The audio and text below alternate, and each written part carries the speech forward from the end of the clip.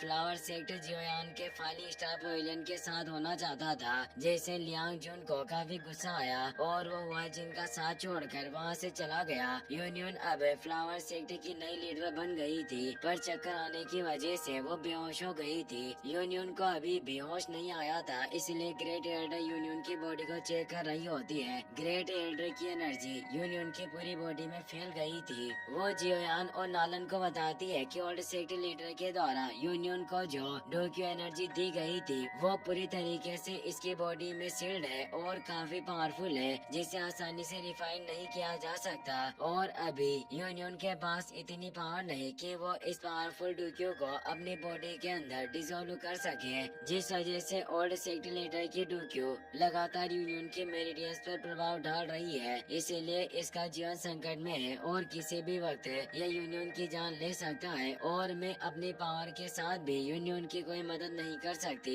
नालन का भी परेशान होती है, वो अपने मास्टर को मरता हुआ नहीं देख सकती। यूनियन को भी होश आ जाता है, पर उसकी हालत काफी गंभीर थी। वो नालन से कहती है कि तुम चिंता मत करो, मैं जल्दी ठीक हो जाऊंगी। जियोयान यूनियन की हालत देखकर ग्रेट एल्डर से कहता है कि आप मुझे कोशिश करने दें, शायद मैं यूनियन की इस डोक्यू के इफेक्ट को तोड़ने में मदद कर सकूं। अब हमें रात का सीन दिखाया जाता है। जियोयान और यूनियन ग्राउंड में बैठे हुए होते हैं। जियोयान अपनी एनर्जी को उसकी बॉडी में प्रवाहित करने वाला था, इसीलिए वो यूनियन से कहता है कि मैं उस ओल्ड सेक्टर लीडर की डोक्यू से तुम्हें राहत दिलाने के लिए अपनी हेवनली फ्लेम का इस्तेमाल करूंगा, ताकि मैं उस सील को तोड़ सकूं। इस प्रोसेस में तुम्हें काफी ज्यादा दर्द होगा, इसीलिए तुम्हें अपने मेरिडियंस को प्रोटेक्ट करना होगा। और वो तेजी से उसके अंदर अपनी हेवनली फ्लेम को इंजेक्ट करने लग जाता है। इससे बाहर तेज एनर्जी फैलती है। नालन को अपने मास्टर की फिक्र होती है, इसीलिए वो अंदर जाने लगी, पर ग्रेट एल्डर उसे रोक देती है। जियोयान अब एक मंत्र के जरिए अपनी हेवनली फ्लेम की एक बड़ी मात्रा को उसकी बॉडी में इंजेक्ट करता है, जिससे जियोयान अब यूनियन के केओटिक डोक्यू स्पेस में पहुंच जाता है,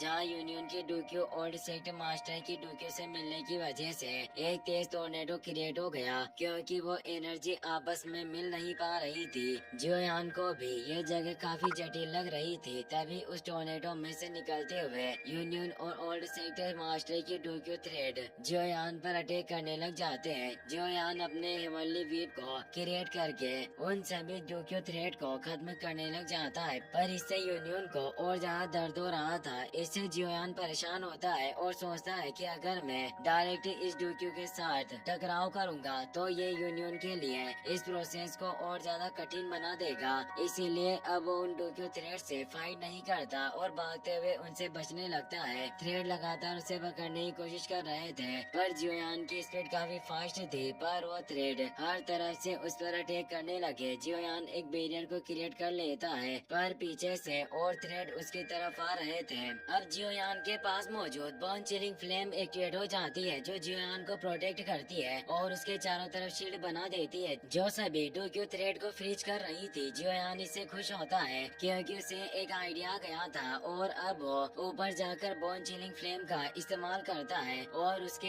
एक पावरफुल स्पेल की मदद से उस पूरे डोक्यू स्पेस को बर्फ में जमाने लगा, क्योंकि बोन चिलिंग फ्लेम आसानी से किसी भी चीज को जला सकती है। वो पूरा डोक्यू टोर्नेडो बर्फ में जम गया और अब जियोयान एक चुटकी बजाता है, जिससे वो पूरा डोक्यू टोर्नेडो नष्ट हो जाता है और वो जगह ओल्ड सेक्टर मास्टर की डोक्यू के साथ जुड़ जाती है, जिससे वो एक खूबसूरत लैंड में बदल चुकी थी। और अब यूनियन की बॉडी से तेज गोल्डन एनर्जी रिलीज होने लगती है। जियोयान को इससे चैन की सांस आती है। बाहरी कमरे में किंगलिन, नालन और ग्रेट एल्डर भी इस डोक्यू एनर्जी को देख लेती है। नालन काफी खुश होती है कि ये प्रोसेस सफल रही और अब वो तीनों उस रूम में आ जाती है। किंगलिन को जियोयान की फिक्र थी, वो उससे पूछती है कि क्या आप ठीक हो। जियोयान कहता है कि मैं बिल्कुल ठीक हूँ और अब फाइनली ये किस्सा सॉल्व हो चुका है। यूनियन अब उस डोक्यू एनर्जी को अपनी बॉडी के अंदर एजो करने लग जाती है और कहती है कि अब मैं ऐसा महसूस कर पा रही हूँ कि मेरी बॉडी डोक्यू की एक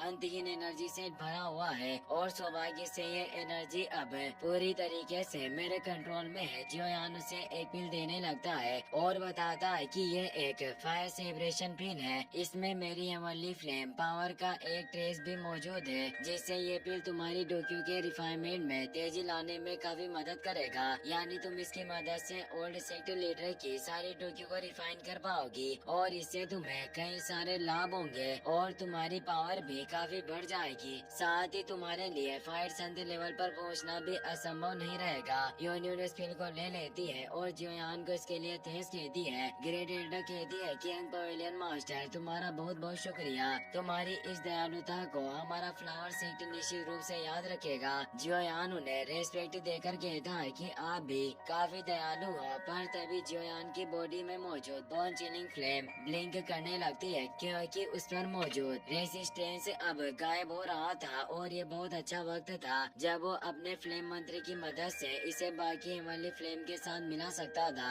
जियोयान ग्रेट एल्डर से कहता है कि मैं ब्रेक थ्रू पॉइंट पर पहुंच गया हूं, इसलिए क्या आप मेरे लिए एक शांत जगह का इंतजाम कर सकते हो जहां मैं मेडिटेट कर सकूं। ग्रेट एल्डर बोलती है कि क्यों नहीं, मैं अभी एक शांत जगह का इंतजाम करवाती हूँ। फिर हमें फ्लावर सेक्टर के फ्लोटिंग आइलैंड के बीच का सीन दिखाया जाता है जहाँ अब जियोयान आराम से ध्यान लगा सकता था। वो अपनी बोन चिलिंग फ्लेम को बाहर निकाल लेता है। किंग लिन भी वहीं मौजूद होती है ताकि वो जियोयान को प्रोटेक्ट कर सके। जियोयान बोन चिलिंग फ्लेम से बोलता है कि तुम मेरे ओल्ड फ्रेंड हो, मैंने तुम्हें काफी इंतजार करवाया पर अब वक्त आ गया है कि हम साथ जुड़ सके। और वो उस फ्लेम को लेकर अपने कॉन्शियसनेस स्पेस में आ जाता है जहाँ अब वो उसका मास्टर बनने के लिए उसे टच करता है। वो उसे कहता है कि ओल्ड फ्रेंड तुम्हें और मास्टर ने कई बार मुझे अनगिनत खतरों से बचाया है और कई सारी कठिनाइयों को दूर करने में मेरी मदद की। और जब खास तौर पर मास्टर मेरे साथ नहीं थे तब भी तुमने मुझे एक स्ट्रॉन्ग प्रोटेक्शन दी। इस वजह से आज तक मैंने कभी भी खुद को तुम्हारा मास्टर नहीं माना और हमेशा तुम्हें एक सीनियर व्यक्ति के रूप में देखा। तुम लड़ाई में मौजूद मेरे एक खास पार्टनर की तरह थे जो हर एक वक्त मेरे साथ खड़े थे। पर ओल्ड फ्रेंड अब इस वक्त से हम अपनी पावर को आपस में मर्ज कर लेंगे और अब हम हमेशा के लिए अटूट हो जाएंगे और अब आने वाले समय में एक साथ कंधे से कंधा मिलाकर लड़ेंगे। अब वो बोन चिलिंग फ्लेम जियोयान की बॉडी के अंदर समाहित होने लग जाती है जिससे वहाँ रियल वर्ल्ड में बर्फ गिरने लगी थी। किंगलिन उसे महसूस करती है कि ये बर्फ ठंडी है पर इसमें गर्माहट भी मौजूद है। क्या ये यंग मास्टर जियोयान की यूनिक हिमालय फ्लेम है? अब हमें एक महीने बाद का सीन दिखाया जाता है। जियोयान अभी भी उस बोन चिलिंग फ्लेम को रिफाइन कर रहा होता है। वही हम फ्लोटिंग आइलैंड पर बने हुए फ्लावर सेक्टर के एक मीटिंग रूम को दिखाया जाता है जहाँ great Elder sector leader union को बताती है कि यंग पवेलियन मास्टर जियोयान काफी लंबे समय से एकांत में है और अभी तक उनकी बॉडी में कोई भी मूवमेंट नहीं हुई है। यूनियन कहती है कि पूरा एक महीना गुजर चुका है, शायद जियोयान की है एडवांसमेंट काफी मुश्किल है। तभी वहाँ तेज हवाएं चलने लगती है और तेजी से बादल छाने लग जाते हैं। साथ ही अब उस पूरी जगह की एनर्जी जियोयान की तरफ बढ़ रही थी। सेकंड एल्डर कहती है कि इस तरह के डार्क क्लाउड छाना और लगातार लाइटनिंग स्ट्राइक होना केवल सेल्फ क्रिएट हेवन रेन की स्किल से ही प्रकट हो सकती है। क्या ये जियोयान इस तरह के ग्रेट सेलेस्टियल फिनोमिनन को डिजर्व करता है? यूनियन को नालन की फिक्र होती है, इसीलिए वो कहती है कि मैं जियोयान की सिचुएशन की जांच करने जाऊंगी और वो तेजी से वहाँ से निकल जाती है। आसपास के पूरे एनवायरनमेंट की एनर्जी जियोयान के पास जा रही थी। यूनियन भी किंगलिन के पास आ जाती है। सारी एनर्जी जियोयान द्वारा अवशोषित की जा रही थी। क्या फ्लेम मंत्र में जियोयान अपनी green lotus, fallen heart flame और 3000 फ्लेम के साथ बोन चिलिंग फ्लेम को मिला रहा होता है और ये भी प्रोसेस कंप्लीट होने वाली थी जिससे ही बाहर इतना ज्यादा मौसम बिगड़ रहा था। जियोयान के अंदर से अब तेज एनर्जी रिलीज होने लग जाती है जिससे उसे भी काफी दर्द हो रहा था। वो इस दर्द को सहते हुए जोर से चिल्लाता है जिसके साथ ही अब काफी तेज एनर्जी निकलती है जो आसमान में छाए हुए उन काले बादल को साफ कर देती है। और अब जियोयान भी जाग गया था और उसकी पावर भी पहले से काफी बढ़ गई थी।